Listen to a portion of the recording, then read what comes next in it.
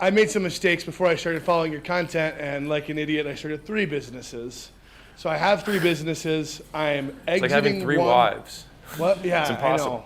I know. So Should be illegal. I know. This might be the most brutal business reality check you'll hear all year long. Welcome back to Daily Revenue Report. And in this video, Alex Hormozi absolutely destroys a founder juggling 3 businesses. And what he says about focus, exits, and making real money will flip everything you know. This is a live, unfiltered, back and forth Q&A where Alex Hormozi breaks down why chasing sexy opportunities is actually killing your growth and what you must do instead if you want to win. So if you're serious about scaling and making money and avoiding costly mistakes, hit that like and subscribe button because we drop videos like this every single day. Problem. So the main business, which is my primary source of revenue, me and my partner, very much not on the same page. I'm transitioning an exit right now. Okay. I have a large buyout coming, and I'm trying to decide, do I redo that same business? I'm good at it. It's my primary source of revenue. Or do I pour into one of these other 2 businesses? And I can give you some more context. Okay. But what's the business you're selling? So I've been in financial services. Okay, great business. Yeah, I was the top producing rep, like number 2 out of like 3,000 reps. Dude, I'll just tell you right now, do that. Notice how Alex didn't say, oh, just do that when he heard financial services. He did say it was a great business, but once he heard that you're number 2 out of 3,000 reps at a company and it's a great business, it's like, hey, I know how to make a ton of money with this unique skill set that I've been developing over the last few years, but I actually want to go and do something else and try to make money at something that I don't even know if I'm good at, and I don't even know if it's a good business yet, right? If you're 2 out of 3,000, you're not even 1%. You're like 0.1 whatever percent. And so these other things probably sound really sexy and interesting. You can tell me what they are, and they'll tell you that they sound sexy and interesting.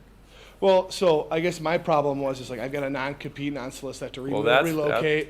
So it's like I have to move 60 miles away. My whole network has to reset. How big's the sale for? So I'll have about $1 million probably when it's all said and done. So I have, So you time just have to move adjust. to a new location? So if I want to not take a 3-year hiatus, I have to move 60 miles, and I'm very regional in my business. Like all my local, it's all local, multifamily, habitational, So if I move, But you knew how to build it.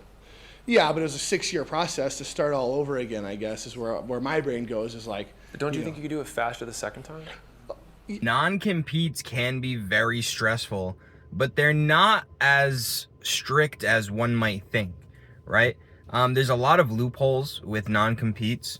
If a non-compete is going to cause someone to not be able to feed their family, judges can, and they do, rule in the favor of the person who can't work, right? Also, my father was in a non-compete. He learned to trade from a business, and then he went and started his own business. He lived in Rhode Island, and he had business in Massachusetts since Rhode Island is so small. And for him, the outcome was he couldn't solicit any business in Rhode Island for 12 months. Now, because he lived so close, it actually worked out pretty well for him because he just went over to Massachusetts, and then in 12 months, he started building his business in Rhode Island. And ironically, he actually has way more business in Rhode Island than the company he originally started with now because he was just better. Oh, for sure. I can do it in a third of the time. So yeah, so you're 24 months away from a brand new business. That's the same thing you do right now, except you know all the lessons you learned. So just go for it. And what are the other 2? Just so I can so say yeah, no, I've got a real estate portfolio, and I feel like I'm really good at real estate too. But the problem is capital, right? I can buy, but because insurance did that and created all the deals through a network, had all the contractors, and they fed into each other really well, which is why I started it. Heard. But the problem is then you were like, well, hyper-focused, and I was like, well. I don't think you'd need to stop real estate. I mean, I own a bunch of apartment buildings. But that's just not my main game. I've got some money that I'm like, this is my, if I become a cripple vegetable, there's cash flow for everybody.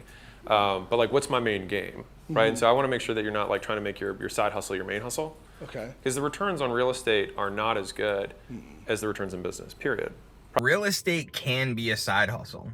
And when you hear Alex Hormozi say you need to focus on only one business, he's not saying you can't have side hustles. Side hustles are great for capital to fuel your main hustle.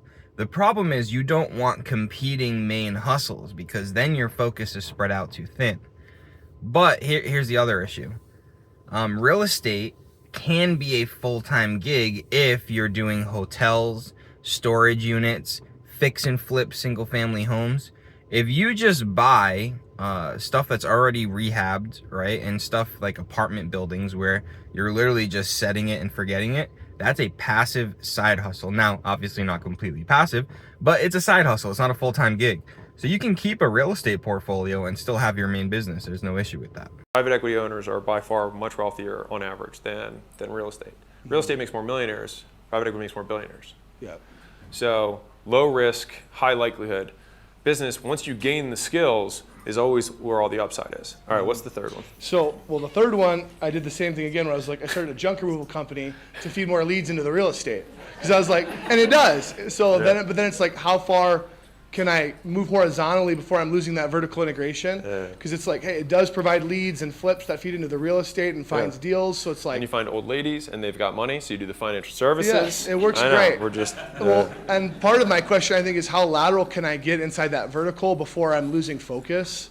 Where it's dude, like, you're already losing focus. I know. I don't know what it is with these junk removal businesses, but I'm sure you, as well as me, I see them everywhere. Like literally everybody and their mother who wants to start a business starts a junk removal business. And it's not that easy of a business to start.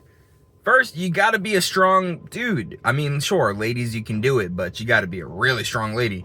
I mean, you're moving stuff all day. It's back-breaking work. It's not sexy. And there's so much competition. There's the guy who literally does it on Saturdays, and the job that's worth $200, he's doing for $50.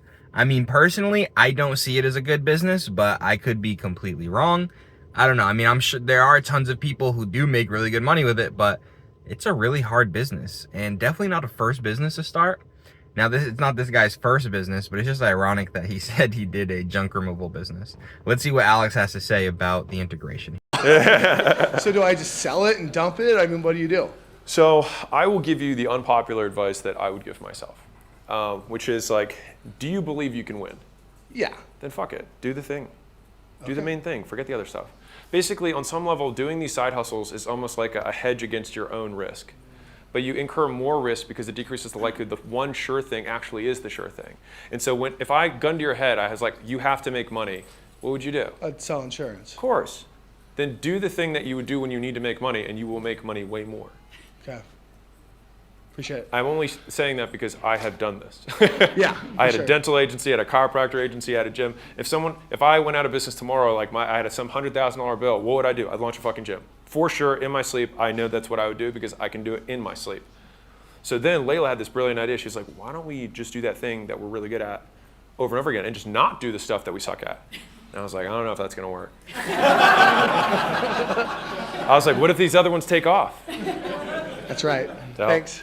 If that didn't hit you, you weren't listening. Alex Hormozi just showed you exactly why most entrepreneurs stay stuck in what it actually takes to scale.